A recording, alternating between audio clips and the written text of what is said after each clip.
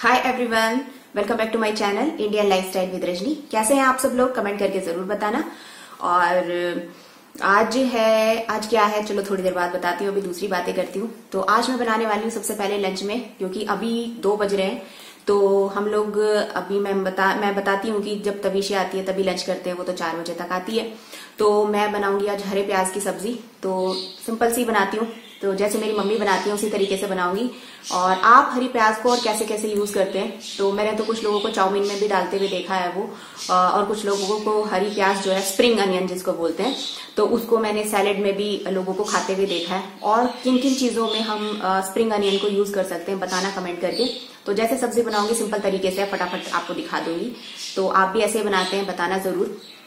तो जैसे मैं सब्जी बनाती हूँ ना, ऐसे मेरी मम्मी भी बनाती हैं, लेकिन पता नहीं क्यों उनके हाथों में अलग ही स्वाद है। तो वो वाला स्वाद मेरे हाथों में आ ही नहीं पाता है। और ऐसे ही मेरी मम्मी लौकी की सब्जी बनाती हैं चने की दाल डाल के, और वो इतनी अच्छी लगती है। उसमें वो बहुत कुछ नहीं डालती हैं, सिर्फ वो लहसुन का तड़का लगाती हैं, हाँ, और मिर्ची का, हरी मिर्ची का, और उसी में भी जो स्वाद आता है ना, वो मेरे हाथों में कभी आ ही नहीं सकता है। कितनी भी कोशिश कर लूं, चाहे सब्जी अच्छी बनी हो मेरी, लेकिन वो वाला स्वाद मिसिंग होता है। मम्मी के हाथ का खाना सच में बहुत अलग है। और फिर अब मैं क्या करने वाली हूँ, अभी लंच बनाऊंगी। तो अभी तो थोड़ा सा टाइम है, थोड़े टाइम बाद बनाने वाली हूँ। 2:30 बजे के आसपास शुरू करूंगी खाना बनाना। और आज जैसे कि कल के ब्लॉग में क्या हुआ था कि मैं सोच रही थी कि मैं आपसे क्वेश्चन पूछूं कि भाई क्या चीज है आज, क्योंकि आज 28 जनवरी है, और किस चीज का आज हम लोग सेलिब्रेशन करने वाले हैं। तो तविशी ने एकदम से बोल दिया, और मेरे ख्याल से 99% वो बोल चुकी थी, मैं उसको चुप करा रही थी। और उसने बता भी दिया था कि हमारे घर की जो है आज 1 साल हो जाएगा, हम एनिवर्सरी बनाएंगे। तो ऐसी कोई खास नहीं बनाने वाले हैं, तो जैसे तविशी बोलेगी वैसे ही बनाएंगे। तो हम सोच रहे हैं कि आज शाम को मंदिर जाएंगे। पहले सोचा था कि सुबह जाएं, लेकिन फिर तविशी नहीं है और तविशी तो स्कूल गई है। तो ऐसे में तो भाई अगर मंदिर जा रहे हैं तो पूरा परिवार ही जाए, तो भगवान से आशीर्वाद ले, तो वो बहुत ही अच्छा है। तो हम लोग फिर तविशी आ जाएगी, फिर शाम को जाएंगे मंदिर, और तब तक हस्बैंड का भी मेरे काम खत्म हो जाएगा, तो आराम से जाएंगे। तो यही मेरे घर के पास ही हनुमान जी का मंदिर है, तो वहां पर मैं जाती हूँ, बहुत बार गई हुई हूँ। और आपने देखा भी होगा रामनवमी वाला जो मेरा ब्लॉग है, वहां उसमें मैंने जो बच्चों को प्रसाद वगैरह दिया था, जो बाहर बैठे रहते हैं, तो वही वाले मंदिर हम लोग गए थे प्रसाद वगैरह देने के लिए। तो वहीं हम शाम को जाएंगे। तो ऐसा मेरा मानना है कि जैसे कि भगवान से किसी भी ओकेशन हो, कोई भी ओकेशन हो, वैसे तो जब भी मन करे ना, जब भी हम लोग नेगेटिविटी फील करते हैं ना, हमें उन जगहों पे जरूर जाना चाहिए जहां हमें पॉजिटिविटी फील होती है। हर किसी के लिए, हर किसी की लाइफ में या हर इंसान है, वो कुछ ना कुछ मतलब किसी न किसी तरीके से ये सोचता है कि एक ऐसी उनकी पर्टिकुलर जगह होती है जहां पे उन्हें जाकर बहुत ही पॉजिटिव फील होता है। चाहे वो मंदिर हो सकता है, या फिर मतलब कुछ लोगों के घर के आसपास नदी वगैरह होती है, तो वो वहां बैठकर, या फिर पेड़ पौधों के पास बैठकर, या फिर गुरुद्वारे जाकर, और मस्जिद वगैरह भी जाकर, है ना, और चर्च वगैरह जाकर ऐसा फील करते हैं, उन्हें पॉजिटिव फील होता है। तो और ऐसी सबकी लाइफ में होती है, सबके पास, सबके मन में कहीं ना कहीं एक ऐसी जगह जरूर होती है जहां पर लोगों को जाकर खुद के लिए बहुत पॉजिटिव फील होता है। उन्हें लगता है कि अगर उनके दिमाग में कोई नेगेटिविटी आ रही है, या उनके लाइफ में कुछ नेगेटिव चल रहा है, तो वहां जाके उन्हें बहुत सुकून मिलता है। तो ऐसे ही मुझे मंदिर में जाके मिलता है। और जब मैं पांडव नगर में रहती थी, तो वहां पे ना राधा कृष्णन एक मंदिर है, तो वहां पर सच में मैं बता रही हूँ कि बहुत ज्यादा जैसे आस्था होती है ना किसी जगह पे जाने की, तो मुझे वहां पर बहुत ही मेरे अंदर जो होती है कि बहुत पॉजिटिविटी फील होती थी। और जो मेरे पांडव नगर के जो लोग देख रहे हैं, मुझे उन्हें पता भी होगा कि राधा कृष्ण मंदिर बड़ा सा मंदिर है वो। तो ऐसा होता था कि जैसे मांगती तो मैं खैर भगवान से कुछ नहीं हूँ, मतलब ऐसा कुछ नहीं मांगती कि भगवान मेरी ये मुराद पूरी कर दो, या वो वाली इच्छा पूरी कर दो। लेकिन जब कभी जीवन में जैसे अप एंड डाउन तो चलते रहते हैं, और कभी ऐसा हुआ कि मैंने लाइफ में कभी कभी बुरा फेस दिया जाता है लाइफ का, और कभी अच्छा भी होता है। तो मैं कभी जैसे बुरा कभी मैंने फील किया, लाइफ में हो रहा है कुछ, बहुत ज्यादा नेगेटिविटी आ रही है लाइफ के अंदर, तो मैं बस भगवान के पास फिर वहां जाके यही बोलती थी कि भगवान बस अब बहुत हो गया, और अब मेरी हिम्मत टूट रही है, बस अब और नहीं। मैं ऐसे जब भी मैंने कभी वहां जाके कहा तो होता है ना कि वहां जाके ऐसा लगता था कि भगवान ने हाँ आशीर्वाद दे दिया, और बस फिर वो ऐसा लगता था कि जैसे वो कह रहे हैं कि नहीं अब सब कुछ ठीक होगा, तू घर जा, तू मतलब बिल्कुल चिंता मत कर, सब अच्छा होगा। तो ऐसा मैंने महसूस किया है। ऐसा कोई ना कोई जगह जरूर होती है। तो ऐसे ही मैं दुख की बात नहीं कर रही हूँ, अगर भगवान जैसे दुख देता है तो साथ में सुख भी देता है, तो भगवान को भूलना नहीं चाहिए किसी भी तरीके से। मतलब कोई तो एक शक्ति है जो आपको संभाल के रखती है, आपको पॉजिटिविटी देती है। तो ऐसे ही है। तो ऐसे ही जैसे अब हमारे इस घर की 1 साल पूरा हो गया और भगवान की दुआ से सब कुछ अच्छा है और अच्छा रहा, आगे भी ऐसे अच्छा रहे। तो जैसे हम लोग भगवान को दुख में याद करते हैं, ऐसे सुख में भी याद करना चाहिए हमें सबको, अपने अपने जिस हिसाब से जो जिस भगवान को मानता है। तो इसीलिए हम लोग जाएंगे और आगे भी सब कुछ ठीक रहे, बस भगवान से यही आशीर्वाद लेंगे। और अभी तो मैं बनाऊंगी हरे प्याज की सब्जी, और फिर एकदम सिंपल सा है वैसे तो जैसे बनाऊंगी आप देखते भी रहना। और एक बात और है कि ऐसा मैं मानती हूँ, आप पता नहीं इस चीज को नेगेटिव ना ले लेना, कि जैसे ना सपने तो सभी लोग देखते हैं, और आपने देखा होगा कि आप जैसे ना आप देखते हैं डिफरेंस मतलब कि कुछ लोग ऐसे होते हैं जो कम मेहनत में भी बहुत आगे निकल जाते हैं, और कुछ लोग हैं जो मेहनत बहुत करते हैं और वो बहुत डिजर्विंग है, लेकिन फिर भी क्या होता है उनको वो नहीं मिलता है जो वो लोग डिजर्व करते हैं, मतलब जितना वो डिजर्व करते हैं। तो अगर 60% हम लोग मेहनत करते हैं तो 40% कहीं ना कहीं ऊपर वाले की ताकत जरूर है जो उस चीज को, उस सपने को पूरा होने में मदद करती है। बहुत सारे सपने देखते हैं हम, बहुत सारे सपने हमारे पूरे नहीं होते हैं, लेकिन कुछ तो होते हैं। उन चीजों के लिए हमने मेहनत भी की हुई होती है। और कुछ लोग ऐसे होते हैं जो इतनी मेहनत नहीं करते हैं, लेकिन उनके सारे सपने कैसे न कैसे उनका लक है या फिर भगवान का एक आशीर्वाद है जो उन सब चीजों को पूरा करने में मदद करता है।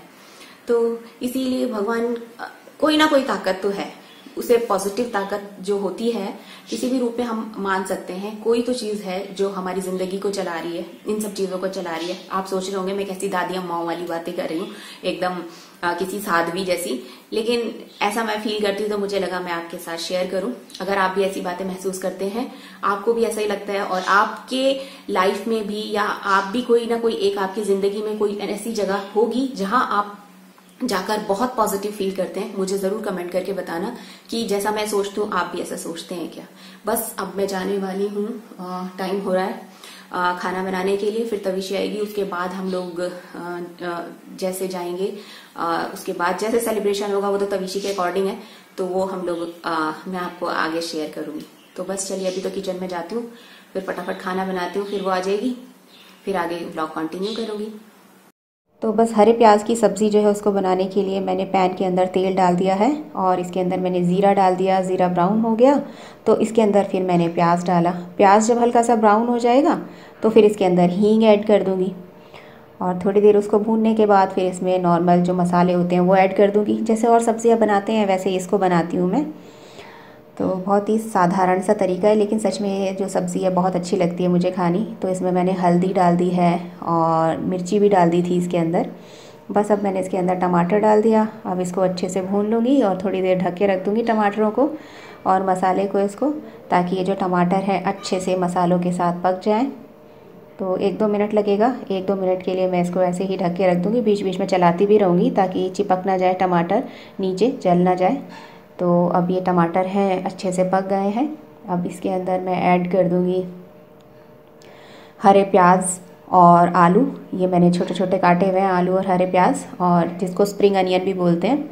तो बस अब मैंने इसको कढ़ाई के अंदर डाल दिया है और इसके अंदर मैं ऐड कर दूँगी नमक स्वाद के अनुसार जितना आपको खाना है, और साथ में गरम मसाला हल्का सा। बस अब इसे मिक्स कर दूँगी, अच्छे से मिला दूँगी बिल्कुल, ताकि ये जो सारा मसाला है पूरा सब्ज़ी के साथ अच्छे से मिल जाए। और बस फिर इसे ढक कर रख दूँगी। इसे तब तक पकाना है, सिम गैस पर इसे ढक के रखना है कि जब तक ये आलू ना गल जाए। जैसे ही आलू गलेंगे समझ लीजिए कि सब्ज़ी तैयार हो गई है। तो अभी मैं भर के लाई हूँ बॉटल पानी की। लंच वगैरह ख़त्म हो गया, तविशी भी आ चुकी है घर पे, 4:30 हो रहे हैं। और क्योंकि कहते हैं लंच करने के, खाना खाने के आधे घंटे बाद पानी पीना चाहिए, उससे पहले नहीं। तो ये बॉटल अपने पास रख लूंगी, क्योंकि ना सर्दियों में याद ही नहीं रहता पानी पीना। और फिर क्या होता है, 1 मिनट पहले तो मैं, पीछे से हवा आ रही है, आजकल ना बहुत ठंडी हवा चल रही है, ये बंद करती हूँ।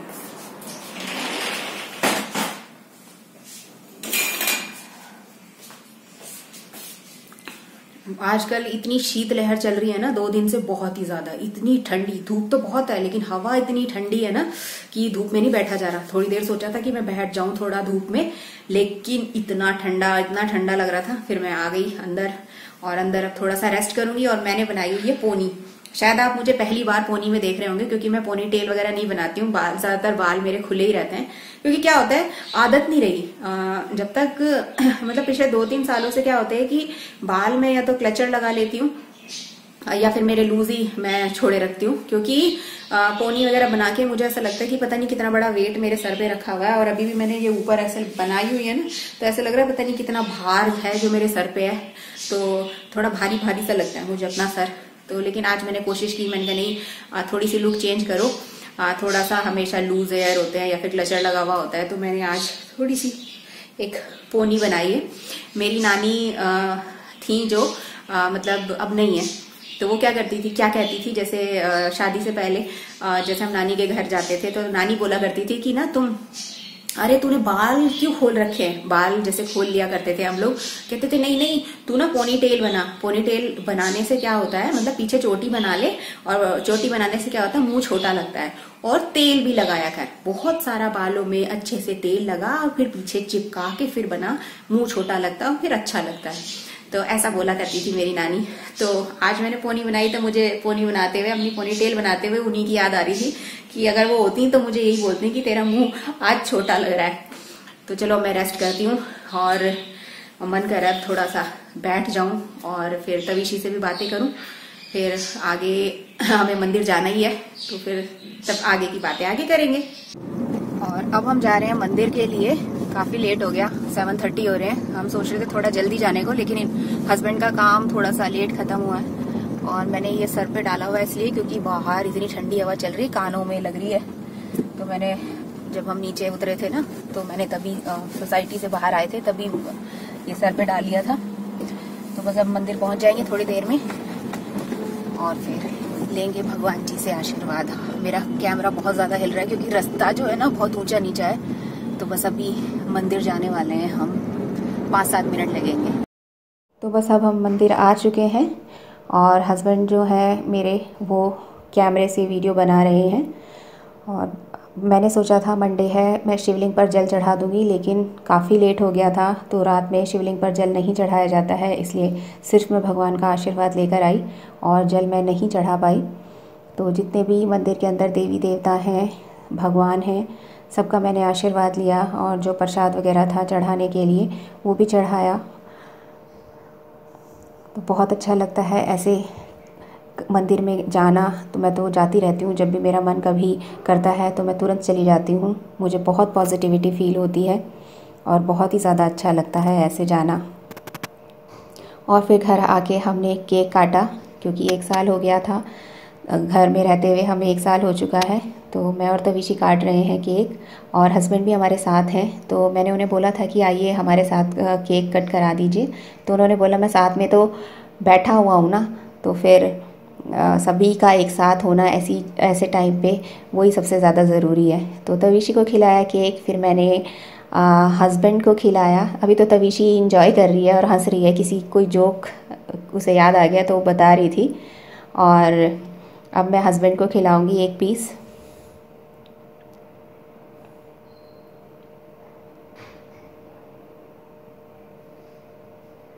बस यही था छोटा सा सेलिब्रेशन। कैसा लगा व्लॉग कमेंट करके ज़रूर बताइएगा।